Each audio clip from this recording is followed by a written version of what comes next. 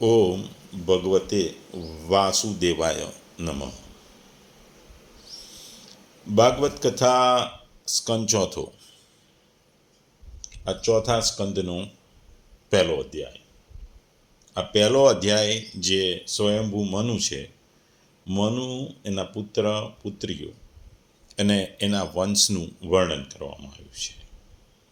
વંશ પરંપરાગત દરેકને હોય છે અને એની આશા હોય છે. આ સંદર્ભમાં એક વાર્તા યાદ આવે છે કે એક વખતની વાત છે. એમાં એક પુત્ર અને એક એની પ્રેમિકા હોય છે. પુત્રનું નામ હોય છે મહેશ અને એના લગ્ન નીતા સાથે થયા હોય છે. આ બંને પ્રેમ લગ્ન કર્યા હોય છે. નીતા એ પૈસાદારની છોકરી હોય છે, જ્યારે મહેશ એક સામાન્ય ઘરનો વ્યક્તિ હોય છે, એક મધ્યમ વર્ગમાં ઉછવાયેલો છે. નીતા પુત્રી હોવા છતાં અતિશય લાડકોમાં ઉછરી હતી અને સ્વભાવે એકદમ વિનમ્ર હતી. મહેશ અને નીતાએ પરિવારની મરજી વિરુદ્ધ જઈને ભાગીને પ્રેમ લગ્ન કર્યા હતા. કારણ કે બંને જુદી નાતના હતા, એટલે લગ્નમાં રૂકાવટ આવી એવી હતી. જ્યારે આ બંને લગ્ન કરી ઘેર ગયા ત્યારે મહેશની માતા શીલાબેનને આ સેજ પણ ગમ્યું ન હતું, કારણ કે એના પુત્રે એની મરજી વિરુદ્ધ લગ્ન કર્યા હતા. પણ પુત્રની વાત માનવા સિવાય કોઈ ઉપાય કે વિકલ્પ ન હતો, કારણ કે મહેશ એમનો એકનો એક પુત્ર હતો. કમને અને મને એમણે રાજી થઈ બેઓને ઘરમાં આવકાર આપ્યો. બીજી બાજુ નીતા પણ પિતાનો ઘર છોડી મહેશ સાથે લગ્ન કર્યા હતા. એના પિતા ખૂબ જ નારાજ હતા, પરંતુ છેવટે એમણે પુત્રીનું સુખ જોયું અને નમતું આપેલું. મહેશના ઘરમાં એના માતા પિતા સાથે એની એક નાની બહેન પણ રહેતી હતી. ધીરે ધીરે નીતાએ બધાનું દિલ જીતી અને એમાં એ કામયાબ રહી, પણ એ એના સાસુનું, શીલાબેનનું હજુ જીતી શકતી નથી. એ હંમેશા કંઈક ને કંઈક સંભળાવતા એના દીકરાને પણ એની વિરુદ્ધ ઉશ્કેરવા, નીતા વિરુદ્ધ ઉશ્કેરવા માટે એકે તક ન કરતા. એક વખતની વાત છે, જ્યારે નીતાને સારા દિવસો આવ્યા. એને જે નીતા અને મહેશના પ્રેમનું પ્રતીક તેના ગર્ભમાં ઉછર્યું હતું. 4 મહિનાની ગર્ભવતી નીતાની આગળ તેના સાસુએ ગર્ભ પરીક્ષણની વાત ઉચ્ચારી. ત્યારે વાત સાંભળી નીતા અંદરથી હચમચી ગઈ. એણે એના સાસુને કીધું, આપણે દીકરો આવે કે દીકરી, શું ફરક પડે? આજના સમાજમાં તો દીકરો ને દીકરી બંને એક સમાન છે. સાસુમાં એક સ્પષ્ટ કીધું, મારે તો પૌત્ર જોઈએ, કારણ કે મારા ખાનદાનને આગળ ધપાવવા માટે વંશ વારસ તો જોઈએ ને. નીતાની આ વાત સાંભળી સાસુને પણ ખોટું, અને સાસુની વધારે પડતી ગર્ભ પરીક્ષણ કરવાની વાતથી નીતાને ખોટું લાગ્યું ને રૂમમાં દોડી ગઈ અને રડી પડી. સાંજે જ્યારે મહેશ ઘરે આવ્યો ત્યારે નીતાની આંખમાં જોઈ એને પકડી પાડ્યું કે કંઈક તો બન્યું છે. એણે નીતાને રડવાનું કારણ પૂછ્યું. તો એણે કીધું કે મારે સાસુ સાથે ઝઘડો થયો અને એમણે ગર્ભ પરીક્ષણ કરવાની વાત કીધી. સામાન્ય રીતે મહેશ સાસુ વહુના ઝઘડામાં પડતો નહીં, પણ આ વાત એને ખટકી. પછી જમ્યા પછી એણે દિવાનખંડમાં એના મમ્મી પપ્પા અને નાની બેન બધા બેઠા હતા, ત્યારે મહેશે વાતની શરૂઆત કરી. એની માતાને એણે પૂછ્યું કે નેહાને ગર્ભ પરીક્ષણની વાત કરી છે, તે શા માટે? ત્યારે માતાએ કીધું, હા બેટા, મેં જ કીધેલું ગર્ભ પરીક્ષણ કરાવવું જોઈએ, જેથી આપણા કુટુંબની સંતાન પુત્ર હોય એ થાય અને આપણો વંશ વારસ આગળ વધે. મહેશે આ સાંભળીને શાંત ચિત્તે કે, શું તમે જાણો છો કે આ ગર્ભ પરીક્ષણ એ સજાપાત્ર ગુનો બને છે? તો માતાએ કીધું, હું એવા વ્યક્તિને જાણું છું કે આ બધા કામો છુપી રીતે કરી આપે છે, એમાં કોઈ ખતરો નથી. પછી પુત્રએ માતાને પૂછ્યું, જો પછી ગર્ભમાં પુત્રી હોય તો શું કરશો? તો માતાએ કીધું તો પછી એબોર્શન. તરત જ મહેશ ગુસ્સાથી લાલ થઈને બોલી ઉઠ્યો, બસ મમ્મી, આવું હલકું તમે વિચારી પણ કેમ શકો? આ અમારું સંતાન છે, પુત્ર હોય કે પુત્રી, અમને જે આવે એમાં અમને કોઈ વાંધો નથી, અને એ નક્કી કરવાની પણ અમારો અધિકાર છે, અમારી સ્વતંત્ર છે. ત્યારે માતાએ કીધું આપણે વંશવારસ તો જોઈએ. તો પુત્રએ કહ્યું, અહીં કઈ સંપત્તિમાં ઉછાળા મારે છે કે જેને સાચવવા માટે વંશવારસ જોઈએ? એણે એક સૌમ્યતાથી આગળ કહ્યું, પહેલાંના જમાના હતો, લોકો પાસે જે સંપત્તિ એના કરતાં પણ વધુ તેમની પાસે જે બુદ્ધિ, કૌશલ્ય, આવડત અને ચતુરાઈ હતી, એને આગળ ધપાવવા માટે વંશવારસ જોઈતો હતો. 16 સંસ્કારમાંથી એક સંસ્કાર પેઢી આગળ ધપાવવાનો મતલબ તમારી પાસે જે કૌશલ્ય છે, આવડત છે, બુદ્ધિ છે, ચતુરાઈ છે, એને આગલી પેઢીમાં ધપાવો કે તમારા પછી એ આવડત હણાઈ ન જાય. તે પછી પુત્ર હોય કે પુત્રી બેવને આપી શકાય. જો બધા લોકો તમારા જેવું વિચારીને પુત્રીઓને ભ્રૂણ હત્યા કરશે તો સમાજ આગળ કેવી રીતે વધશે? આવનાર બાળકના પિતા તરીકે મારું અને અમારું વલણ અડગ છે. આવનાર બાળક જે પણ અમને મંજૂર છે, અમે એને આવકારવા તૈયાર છે, ભલે ને પુત્ર હોય કે પુત્રી. આ વાત સાંભળી એની માતાને એની ભૂલ સમજાઈ અને એણે માફી માગતા કીધું કે આ મારી ભૂલ થઈ ગઈ છે. એટલે આ વાત ઉપરથી આપણે જોઈએ છે કે ભાઈ સમાજમાં વંશવારસ માત્ર પુત્રથી જ આગળ વધે એવી એક કલ્પના છે, એ વસ્તુ ખોટી છે. અહીં આપણે જો આ અધ્યાયની વાત કરીએ એમાં વંશ જે એની વાત કરવામાં આવી છે. વંશ એટલે કે મનુના વંશની વાત કરવામાં આવી છે. શ્રીમદ ભાગવતનો 4થો અધ્યાય એ 4 પુરુષાર્થની કથા છે.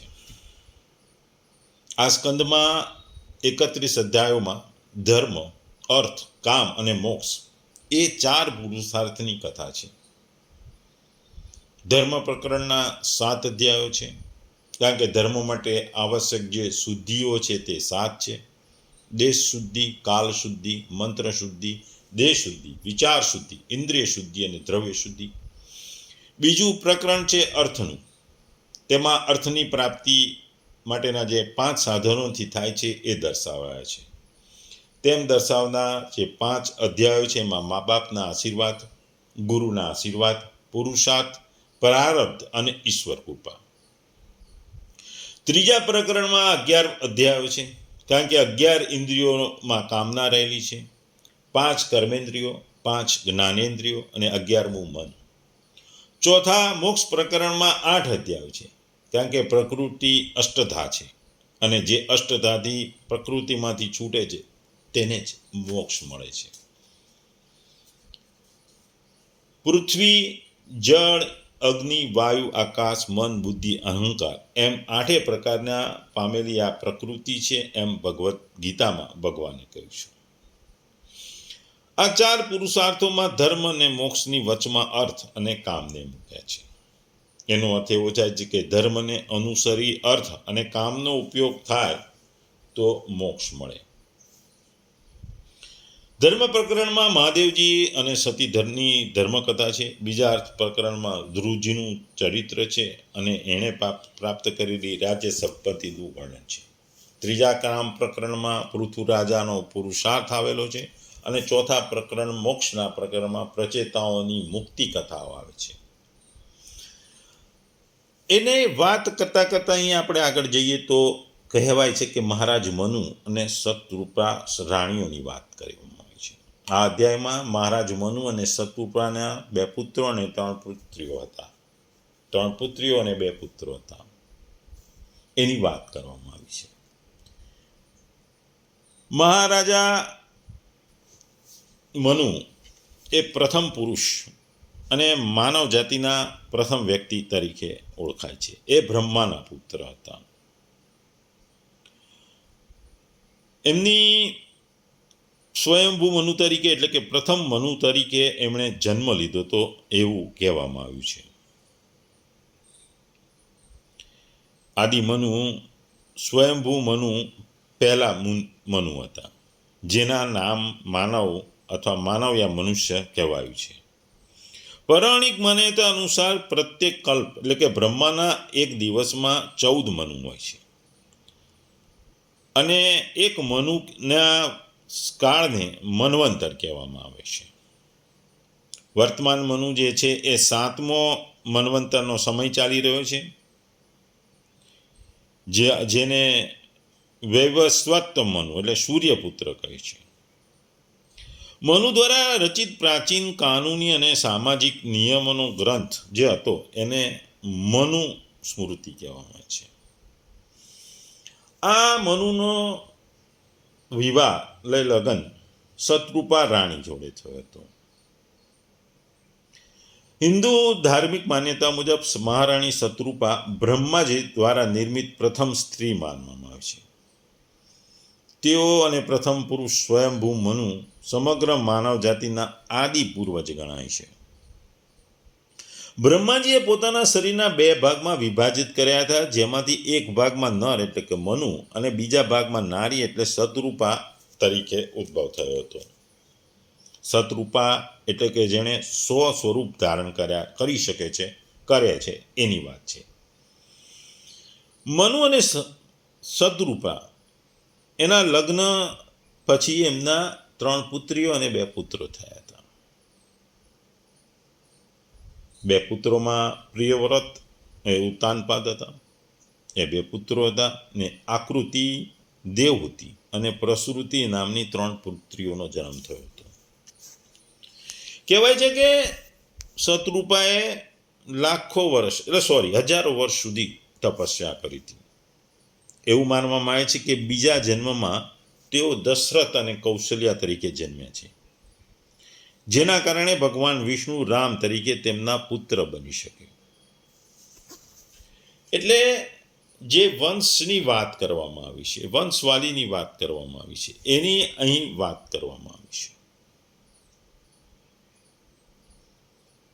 વંશ એટલે કે પુત્ર, પર્વતાદી, જે પૌત્ર, એનો ક્રમ, કુળ, ઓલાદ. આપણે વંશના મુખ્ય પાસાઓ જોઈએ તો એક રક્ત સંબંધ, પૂર્વજોમાંથી પેઢીઓને સાંકળે છે, રક્ત સંબંધી હોય છે. આ પૂર્વજોની યાદી અને કુટુંબનો અભ્યાસ હોય છે. પિતૃવંશીય એટલે પિતૃ તરફથી, અને માતૃવંશીય હોય તો માતા તરફથી વંશ હોઈ શકે છે. તે વારસા, સગપણ, ધાર્મિક વિધિઓ અને સામાજિક માળખાને વંશ આકાર આપે છે. કલ્પના મુજબ વંશવાળીઓમાં તેમની સભ્યપદ વિશિષ્ટ હોય છે. જો કે વ્યવહારમાં ઘણી સંસ્કૃતિઓમાં એવા વ્યક્તિઓને વંશવાળી સભ્યપદ આપવાની પદ્ધતિ જે વંશવાળી પૂર્વજ સાથે આનુવંશિક રીતે સંબંધિત નથી.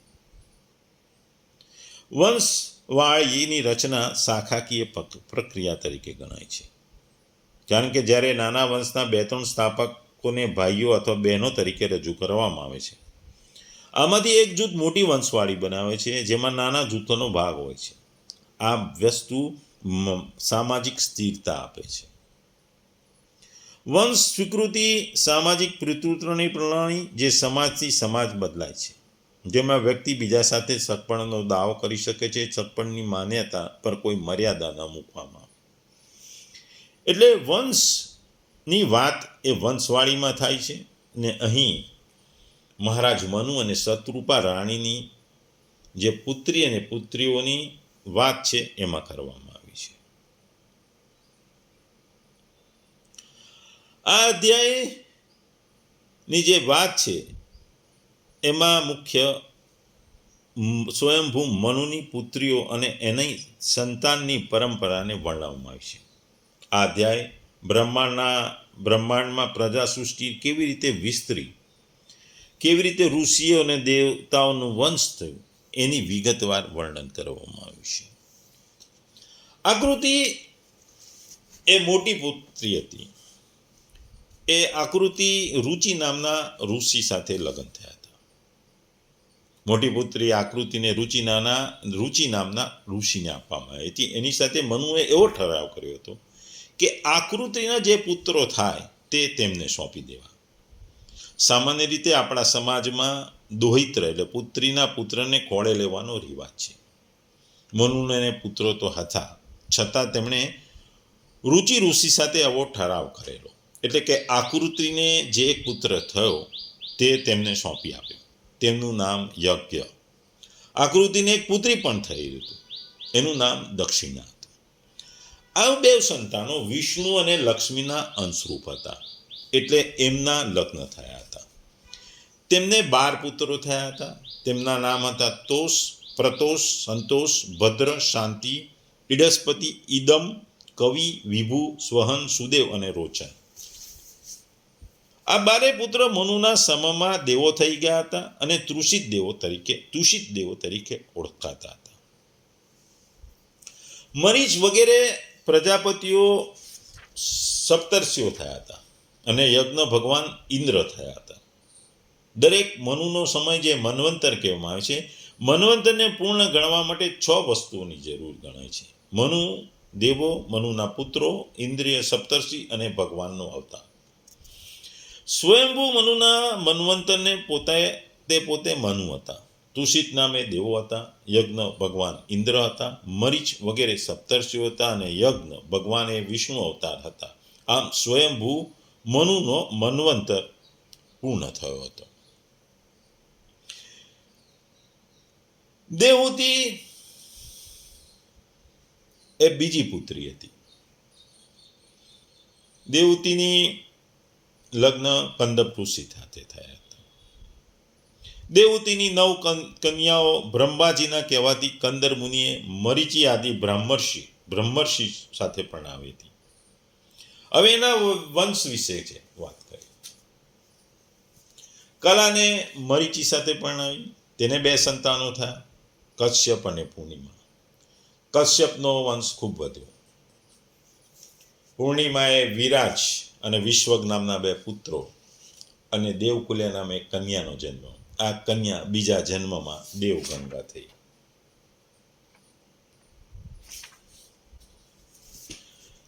સતી અનસુયાના 3 અત્રિ ઋષિ બનેલા અનસુયાએ દત્ત, દુર્વાસા અને ચંદ્ર નામે 3 પુત્રનો જન્મ આપ્યો. આ પુત્ર અનુક્રમે વિષ્ણુ, શિવ અને બ્રહ્માના અંશ કહેવાયા. આ 3 દેવો અત્રિ ઋષિએ ત્યાં પુત્ર રૂપે પધાર્યા. તેનું કારણ અત્રિનું ખૂબ જ તપ, એટલે કે પ્રબળ તપ, અને અનસુયાનું સતીત્વ હતું. ઋષિના તપના પ્રભાવે જગતના બળવા લાગ્યું, એટલે તેમણે તપ છોડવા 3 દેવો ઋષિના આશ્રમે ગયા. 3 દેવોને પધારેલા જોઈ મુનિએ તેમને પ્રણામ કર્યા અને પુષ્પ વડે પૂજન કર્યું. પછી સ્તુતિ કરવા લાગ્યા: હે દેવો, મેં પુત્રોક્તિની માટે એક જ ભગવાનને મનમાં ચિંતવ્યા હતા, પણ મને આશ્ચર્ય થયું કે આપ 3 દેવોએ મારા ઉપર અનુગ્રહ કરી મને દર્શન આપ્યા. દેવોએ કહ્યું કે બ્રાહ્મણ, તમે સત્ય સંકલ્પ છો. તમે જેનું ચિંતવન કર્યું છે એ એક જ, પણ 3 સ્વરૂપે અમે આવીએ છીએ. અમારે 3માં ભેદ નથી. તમારી તપશ્ચર્યાથી પસંદ થઈ અમે વરદાન આપીએ છીએ કે અમારા 3ના અંશો ઉત્પન્ન થયેલા 3 પુત્રો તમારે ત્યાં થશે અને તમારો યશ વધારશે. વરદાન આપી દેવો અંતર્ધાન થઈ ગયા. પછી અત્રિ ઋષિને ત્યાં અનસુયાએ બ્રહ્મના અંશથી ચંદ્રને, વિષ્ણુના અંશથી યોગવેતા દત્તને અને શિવના અંશથી મહામુનિ દુર્વાસાને જન્મ આપ્યો. અંગિરા ઋષિને કંદર્પની શ્રદ્ધા નામની પુત્રી સાથે પરણાવી. તેને 4 પુત્રીઓ અને 2 પુત્રોનો જન્મ આપ્યો. કન્યાઓના નામ હતા સિનવાલી, કુહુ, રાકા અને અમુનતિ. 2 પુત્રો હતા ઉચ્ચેત અને બૃહસ્પતિ. પુલસ્ય ઋષિને પરણાવેલી હોરબને 2 પુત્રો થયા. એકનું નામ અગસ્ત્ય, કે જે પૂર્વજન્મમાં જઠરાગ્નિ હતા, અને બીજા વિસર્વા.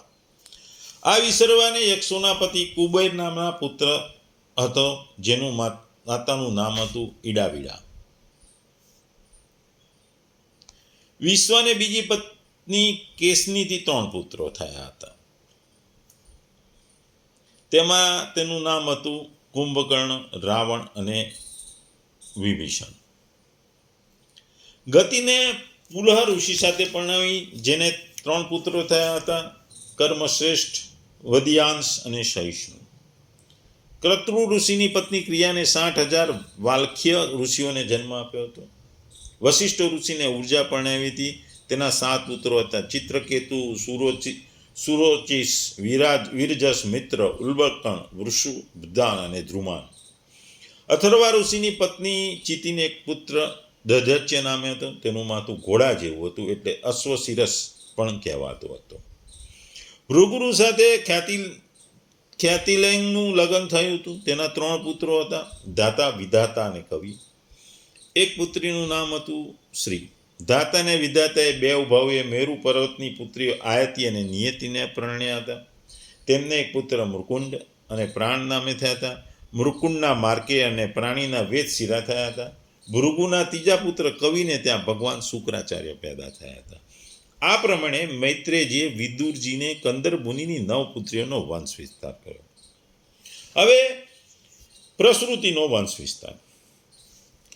સ્વયંભૂ મનુના ત્રીજા પુત્રી પ્રસૂતિ અને દક્ષ પ્રજાપતિનો વંશ વિસ્તાર કહેવામાં આવે છે. તેમને 16 પુત્રીઓ થઈ હતી. તે પૈકી તે ધર્મને પરણાવી, એક અગ્નિને, એક પિતૃઓને, એક મહાદેવને પરણાવી હતી. ધર્મની 13 પત્નીઓના નામ હતા શ્રદ્ધા, મૈત્રી, દયા, શાંતિ, તૃષ્ટિ, પુષ્ટિ, ક્રિયા, ઉન્નતિ, બુદ્ધિ, મેઘા, તિતિક્ષા, લજ્જા અને મૂર્તિ.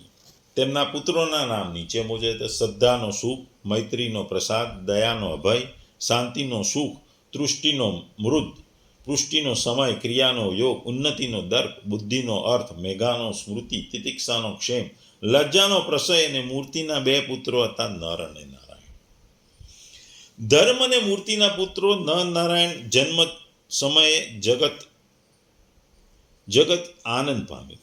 સ્વર્ગમાં વાજિંત્રો વાગ્યા, આકાશમાંથી પૃષ્ઠવૃષ્ટિ થઈ અને બ્રહ્મ આદિ સર્વદેવો આવી નર નારાયણની સ્તુતિ કરી હતી કે હે પરમ પુરુષ, આપે પોતાની માયાથી જગતની રચના કરી. હમણાં પોતાના સ્વરૂપનો પ્રકાશ કરવા પ્રગટ થયા છો. અમે આપને નમસ્કાર કરીએ છીએ.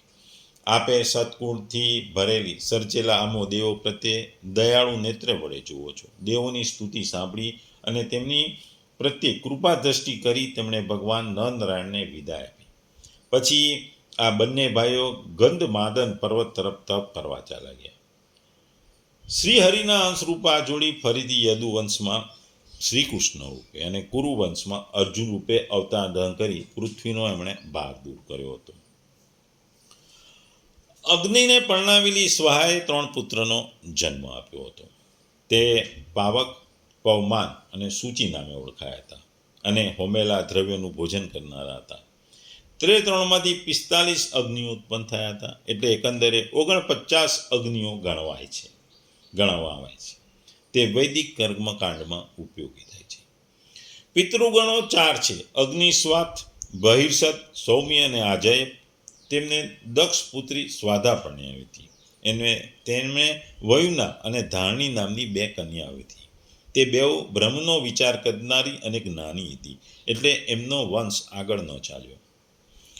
દક્ષ પુત્રી સતીના મહાદેવ સાથે લગ્ન થયા. શીલ અને ગુણ બંને સમાન હતા. સતીએ યુવાવસ્થામાં પતિ પ્રત્યે પ્રતિકૂળ બનેલા પિતાને કારણે યોગાગ્નિ વડે શરીર તદી હતું. સતીનું કોઈ સંતાન ન હતું. મૈત્રેયજીએ મુનિએ આ પ્રમાણે કહ્યું, એટલે વિદુરજીએ પૂછ્યું કે મહાદેવજી તો શીલવાન પુરુષોમાં શ્રેષ્ઠ છે, વળી દક્ષ પુત્રીઓ પર પ્રેમવાળા, છતાં મહાદેવજીએ પ્રતિકૂળ કેમ બન્યા? તેમણે મહાદેવજીનો દેશ શા માટે કર્યો અને પુત્રીઓ પર અનાદર કેમ કર્યો એ કહેવા કૃપા કરો. આવા દ્વેષનું કારણ શું છે કે જેથી સતીને પણ પ્રાણ ત્યાગ કરો? એના જવાબમાં કહ્યું, હે સજ્જનો, વિદુરજીનો આ પ્રશ્ન બહુ મહત્વનો છે. મહાદેવજી ઓમકાર સ્વરૂપ અતિ શરૂ કરી આખી વર્ણમાળાના આદિસ્થાન નાદ કલાથી ઉત્પત્તિ કરનાર ડમરુને ધારણ કરવાવાળા સર્વ વિદ્યામાન સ્વામી અને સર્વભૂતોના ઈશ્વર છે. તેમનો ભવ રુદ્ર, સર્વ, ઉગ્ર, ભીમ, સંભવ, પશુપતિ વગેરે નામો વડે પ્રસન્ન કરાય છે. ચંદ્રને ધારણ કરનારો શીશ શેખર નામવાળા 3 લોચનવાળો ને મૃત્યુજય ભગવાન કહેવાય છે. એટલે આ અધ્યાયમાં જે સ્વયંભૂ મનુ છે એની પુત્ર અને પુત્રીઓ અને ખાસ કરીને પુત્રીઓની જે સંતાનો છે, જેને વંશવાળી છે, એની વાત કરવામાં આવી છે. અધ્યાયનો મુખ્ય વિષય સ્વયંભૂ મનુ અને સતરાણી જે હતી, જે એમની પત્ની હતી, એમની 3 પુત્રીઓનું વર્ણન છે. આકૃતિ, દેવહૂતિ અને પ્રસૃતિ.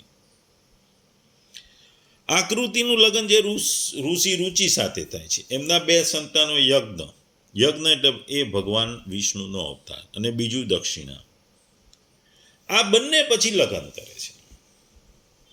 યજ્ઞ ભગવાન વિષ્ણુનો અવતાર મનાવે છે. સૃષ્ટિના પ્રારંભમાં યજ્ઞ દ્વારા દેવતાઓને જે શક્તિ મળે છે એની વાત છે.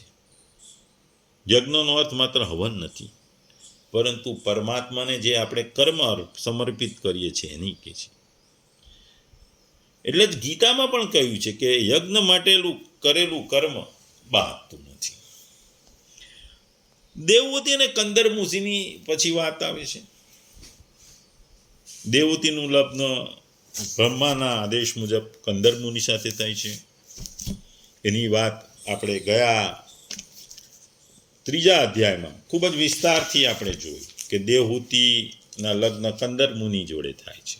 તેમને 9 પુત્રીઓ અને પુત્ર જે ભગવાન કપિલદેવની વાત કરી, જે કપિલદેવ ભગવાને કપિલ ગીતા જે સાંખ્ય યોગની વાત કરી હતી એમણે ગયા અધ્યાયમાં જોયું. કપિલદેવે આપણે જોયું એ સાંખ્ય યોગના પ્રણેતા. એમણે પોતાની માતા દેવહૂતિને આત્મજ્ઞાન, ભક્તિ અને છેલ્લે એમને મોક્ષનો માર્ગ બતાવ્યો હતો. આ બતાવે છે સત્ય જ્ઞાન ઘરમાંથી પણ મળે છે. આપણે જોયું કે દેવહૂતિએ પોતાના પુત્રને ગુરુ તરીકે અને ઘરમાંથી જ જ્ઞાન મળ્યું. પછી પ્રસૃતિ અને દક્ષ પ્રજાપતિની પ્રસૃતિના લગ્ન દક્ષ પ્રજા થાય છે. એને 24 પુત્રીઓ છે. આ પુત્રીઓના લગ્ન થાય જે ઋષિઓ, દેવતા અને ધર્મ સાથે. જેમાં મુખ્ય પુત્રીઓથી શ્રદ્ધા, મૈત્રી, દયા, શાંતિ, તૃષ્ટિ, પુષ્ટિ, ક્રીડા અને બુદ્ધિ આ ગુણો બતાવે છે. કારણ કે આપણે જોઈએ છીએ કે શરીર સૃષ્ટિમાં શરીરથી નહીં પણ ગુણોનું મહત્વ હોય છે. એટલે આ ગુણો પ્રમાણે મુખ્ય પુત્રીઓ હતો. ધર્મ સાથે દક્ષની કેટલીક પુત્રીઓ લગ્ન ધર્મદેવ સાથે થાય છે. કારણ કે શુભ તેમના સંતાનો હોય છે. શુભ ગુણો, સદાચાર અને ધાર્મિકતા રૂપે જગતમાં પ્રગટ થાય છે. આ અધ્યાય ખાસ કરીને આધ્યાત્મિક અર્થવાળું છે. આ અધ્યાય બતાવે છે કે સૃષ્ટિનો કયો આધ્યાત્મિક નકશો છે. દેવતાઓ હોય, ઋષિ અને ગુણો બધું એક જ છે, અને એ છેલ્લે બ્રહ્મમાંથી ઉત્પન્ન થાય છે. બીજું અહીં સ્ત્રીઓનું મહત્વ બતાવ્યું છે. સ્વયંભૂ મનુની પુત્રીઓ દ્વારા જ ઋષિ પરંપરા, દેવ પરંપરા અને ધર્મ પરંપરાનો વિકાસ થાય છે. ગુણોથી જગત ચાલે છે એની વાત દક્ષની પુત્રીઓના નામ દર્શાવે છે. જે શ્રદ્ધા, દયા, શાંતિ, જે ગુણોની વાત કરવામાં આવી છે કે આ બધું માનવ જીવન માટે જરૂરી તત્વ છે. એટલે મુખ્ય જો વાત કરીએ આ અધ્યાયની, તો આ અધ્યાય પરિવારની વાત છે. અને પરિવાર ક્યાંથી? સંસ્કારથી શરૂ થાય છે. સંસ્કારમાંથી જ સંસ્કાર સાથે ગુણો સંકળાયેલા હોય છે, અને ગુણો વગર સમાજ ટકતો નથી. અને આના માટે તમારે ભક્તિ અને જ્ઞાન બંનેની જરૂર છે. જે કપિલ મુનિએ કીધું હતું કે ભક્તિની સાથે જ્ઞાન, ભક્તિ કરો એટલે આધ્યાત્મિકતાની જ્ઞાન મળે છે. એટલે મનુની પુત્રીઓ એમના સંતાનની પરવરવા, ધર્મ અને ગુણોની ઉત્પત્તિ. એટલે સૃષ્ટિનો આધાર જન્મ નથી પરંતુ ગુણ, ધર્મ અને જ્ઞાન છે. આપણે એવું માનતા હોઈએ છીએ કે પુત્ર જ પરંપરાઓ અને વંશને આગળ વધાવે. એ વાત અહીં નકારવામાં આવી છે. પુત્રીઓ જે 3 મહારાજ મનુની 3 પુત્રીઓ એ સંસારને આગળ વધાવે છે. આકૃતિ, દેવહૂતિ અને પ્રસૃતિ આ વંશવાળાને પણ આગળ વધાવે છે, સમાજને આગળ વધાવે છે, ગુણોને આગળ વધાવે છે. કારણ કે પુત્ર અને પુત્રી બંને જ મહત્વના છે. કારણ કે આ પુત્રીઓ જે મનુ મહારાજ અને એમની રાણી શત્રુપા રાણી એ માનવ જાતિના પ્રારંભિક માતા પિતા છે. પછી એમની પુત્રી અને પુત્ર છે, એમાંથી દેવો ઋષિઓ ગુણો ઉત્પન્ન થાય છે અને એ સમગ્ર જગતમાં ફેલાય છે. અને આ અધ્યાયમાં જે ખાસ મહત્વની વસ્તુ છે કે યજ્ઞ જે ભગવાન વિષ્ણુનો અવતાર હતો અને કપિલદેવ પણ ભગવાનનો અવતાર હતો. અને કપિલદેવ સાંખ્ય દર્શનના એક સ્થાપક હતા. અને પછી દક્ષની જે પુત્રીઓ હતી એ ગુણોને પ્રતીક હતી. એટલે આ અધ્યાય ખૂબ જ મહત્વનો છે. સંસારની ઉત્પત્તિ પહેલા માતા પિતા મનુ અને શત્રુપા રાણીની અને એના 3 પુત્રીઓ જન્મે છે. 2 પુત્રો પ્રિયવ્રત અને ઉત્તાનપાદ અને 3 પુત્રીઓ આકૃતિ, દેવહૂતિ અને પ્રસૃતિ નામે વિખ્યાત છે. મહારાજ મનુએ મહારાણી શત્રુપાની અનુમતિથી આકૃતિને ભાઈઓ હોવા છતાં પુત્રિકા ધર્મ પ્રમાણે રુચિ પ્રજાપતિ સાથે કર્યા હતા. ભગવાનના અનન્ય ચિંતનને કારણે પ્રજાપતિ રુચિ બ્રહ્મચતેજથી સંભળતા હતા. તેમણે આકૃતિના ગર્ભથી પુરુષ અને સ્ત્રીનું એક યુગલ ઉત્પન્ન કર્યું હતું. તેમાં જે પુરુષ હતો એ યજ્ઞ સ્વરૂપ સાક્ષાત ભગવાન વિષ્ણુ હતા અને જે સ્ત્રી હતી તે ભગવાનની ક્યારેય અળગા ના થાય રહેનાર શ્રી લક્ષ્મીજીના અંશ સ્વરૂપ દક્ષિણા હતી. એટલે આ ભગવાનની ઉત્પત્તિની વાત પણ અહીં કરવામાં આવી છે. આપણે જોઈએ છીએ કે આજના જમાનામાં તો 2 બાળકો બસ એની પણ વાત થાય છે. કારણ કે વસ્તી એટલી બધી વધી ગઈ છે. આજના જમાનામાં ઘણા યુગલો જોશો, એક જ બાળક હોય, કોકને 2 હોય. અને જે જ્ઞાન અને ભણ્યા ગણ્યા નથી એવા લોકોમાં 2 થી વધારે સંતાનો જોવા મળે છે. સંતાન પ્રાપ્તિ કુદરતી છે. પછી એ ભલે ને પછી પુત્ર હોય કે પુત્રી, એ દરેકે સમજવાની વસ્તુ છે. કારણ કે ઉત્પત્તિ અને એનો નાશ એ હંમેશા થાય છે. આ નાશ અને ઉત્પત્તિ એ સમાજમાં ખૂબ જ મહત્વની વસ્તુ છે. મનુના મન્વંતરો પણ બદલાતા રહે છે, પણ દરેક જન્મમાં ભગવાનની ઉત્પત્તિ થાય છે અને સાથે સાથે ગુણોવાળી વસ્તુ જે પુત્રીઓના નામથી છે એની પણ મહત્વતા થાય છે.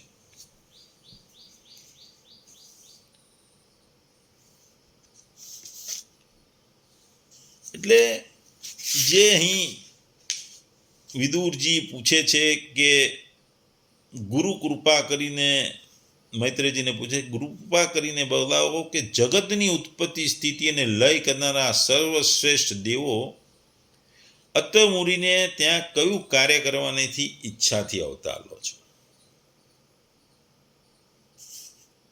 જ્યારે બ્રહ્માજીએ બ્રહ્મજ્ઞાનીઓમાં શ્રેષ્ઠ એવા મહર્ષિ અત્રિને સૃષ્ટિ રચવાની આજ્ઞા આપી, ત્યારે તેઓએ પોતાની સહધર્મિણી સહિત તપ કરવા માટે વૃક્ષ નામના કુળ પર્વત પર ગયા હતા. ત્યાં પલાશ અને અશોક વૃક્ષોનું એક વિશાળ વન હતું. તેના બધા વૃક્ષો પુષ્પગુચ્છોથી લદાયેલા હતા તથા તેમાં ચારેકોર નદીનો જળનો કલકલ ધ્વનિ ગુંજતો હતો.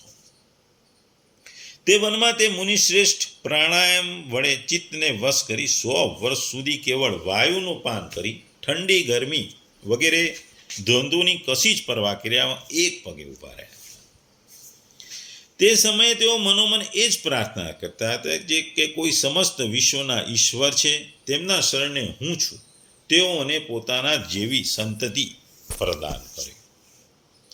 ત્યારે આ જોઈને પ્રાણાયામ રૂપી ઈંધણથી પ્રજ્વલિત થયેલું અત્રિ મુનિનું તેજ તેમના મસ્તકમાંથી બહાર નીકળી ત્રણેય લોકોને તપાવ્યું હતું. બ્રહ્મા, વિષ્ણુ, મહેશ આ ત્રણેય જગતપતિ તેમના આશ્રમે પધાર્યા, જે વાત આગળ મેં કરી હતી. આગળ મૈત્રેયજીએ કહ્યું હતું કે જે ત્રણ દેવો હસ્યા હતા અને એમને ત્યાં ઉત્પન્ન થયા હતા જુદા જુદા રીતે, એવી જ વાત આગળ બ્રહ્માજીના પુત્ર દક્ષ પ્રજાપતિ જ્યારે પ્રસૃતિ સાથે લગ્ન કર્યું હતું ત્યારે 16 પુત્રીઓની વાત કરી હતી. આમાંથી ભગવાન દક્ષે તેમાંથી 13 પુત્રીઓ ધર્મને, એક અગ્નિને, એક સમસ્ત પિતૃગણને અને એક પુત્રી સંસારનો સંહાર કરનારના તથા જન્મ મૃત્યુમાંથી ઉગારનાર ભગવાન શંકરને આપી હતી. શ્રદ્ધા, મૈત્રી, દયા, શાંતિ, તૃષ્ટિ, પુષ્ટિ, ક્રિયા, ઉન્નતિ, બુદ્ધિ, મેઘા, તિતિક્ષા, રી અને મૂર્તિ એમની ધર્મપત્નીઓ છે. તેમાંથી શ્રદ્ધા શુભ મૈત્રીએ પ્રસાદ, દયાને અભય, શાંતિને સુખ, તૃષ્ટિને મોદ અને પુષ્ટિને અહંકારને જન્મ આપ્યો. ક્રિયાએ યોગ ઉન્નતિને, દર્પ બુદ્ધિએ અર્થ, મેઘાએ સ્ફૂર્તિ, તિતિક્ષાએ ક્ષેમ, હિએ લજ્જાએ પ્રશય નામના પુત્ર ઉત્પન્ન કર્યા. સમસ્ત ગુણોની ખાણ મૂર્તિ દેવીએ નર નારાયણ ઋષિને પણ જન્મ આપ્યો. અને આ નર નારાયણના જન્મથી આખા સંસારમાં તમે પ્રસન્નતા છવાઈ હતી. નર અને નારાયણ જે પછી ભક્તિ કરવા અને તપ કરવા ગયા હતા અને એમણે પછી કૃષ્ણ અને અર્જુનના રૂપમાં જન્મ લીધો હતો.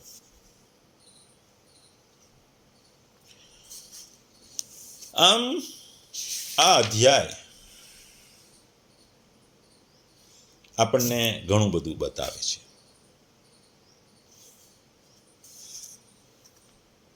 વંશ ચાલતો રહે છે. વંશ પુત્રથી બી ચાલે છે, પુત્રીથી પણ ચાલે છે. અને દરેક મન્વંતરમાં ભગવાન હંમેશા જન્મ લે છે. ભગવાનનો જન્મ એ દરેક મન્વંતરમાં હેતુથી થાય છે. અને અમુક પુત્રીઓનો જન્મ ગુણો માટે થાય છે. ગુણો સંસારમાં જરૂરી છે. સમાજને બનાવી રાખવા માટે ગુણો જરૂરી છે. ગુણો વગરનો સમાજ નર્ક સમાન છે. કારણ કે ગુણો જ માણસને સારો કે ખરાબ બનાવે છે. ગુણો વગરની દુનિયા એ નર્ક સમાન છે. અને ગુણો માટે જ્ઞાન જરૂરી છે. જ્ઞાન સાથે ભક્તિ કરવી પડે અને ભક્તિને જ્ઞાન મેળવો એટલે મોક્ષ મળે, એ મહત્વની વસ્તુ.